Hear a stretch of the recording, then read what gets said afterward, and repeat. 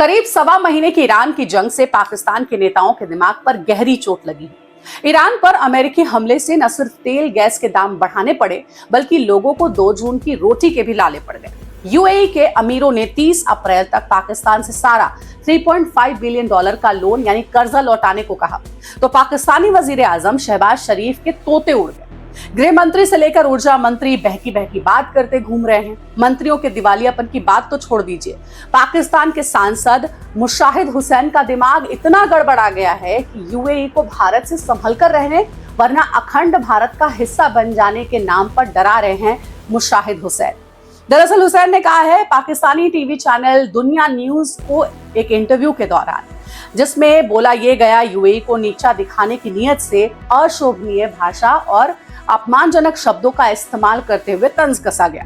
हुसैन ने कहा कि यूएई के लोगों को भाईचारे में सलाह देना चाहता हूं कि जनाब, आपकी आबादी 10 मिलियन यानी कि 1 करोड़ है, उसमें भी करीब 4.5% हिंदुस्तान के लोग रहते हैं।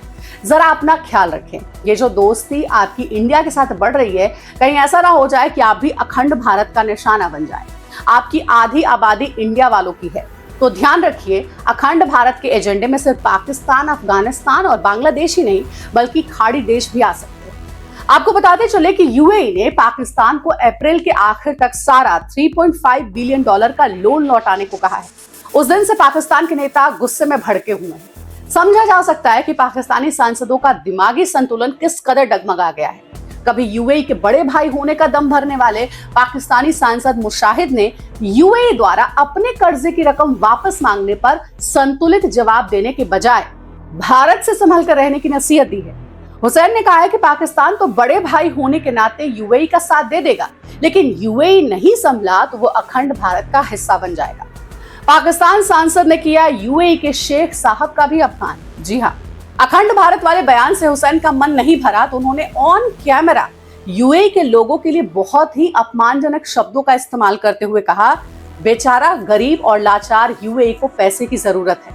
उन्होंने ट्रंप से वादा किया था अगर उन्हें कोई समस्या हो रही है तो बड़े भाई होने के नाते पाकिस्तान यूएई की मदद करेगा। अब देखिए, पाकिस्तान के लिए तो ये कहा ही जाता है कि गीदड़ भभकी देने में वो सबसे ज्यादा माहिर है। पहले तो वो भारत को अपना दुश्मन मानता था, अब यूएई से भी दुश्मनी ले रहा है। वो भी क्यों? जब यूएई खुद के पैसे वापस मांग रहा है पाकिस्तान से, तो पाकिस्तान के सांसद इतने चिढ़े हुए हैं कि यूएई को धमकाने की बात कर रहे हैं। अरे कंगाल पाकिस्तान, थोड़ा अपनी हैसियत तो देख लो। किसी को भी अपनी हैसियत देखकर धमकी देना चाहिए। आपने अपनी हैसियत भी नहीं देखी और यूएई को धमका डाला। अब न जाने यूएई आपका क्या हाल करेगा। थोड़ा संभल कर रहिए।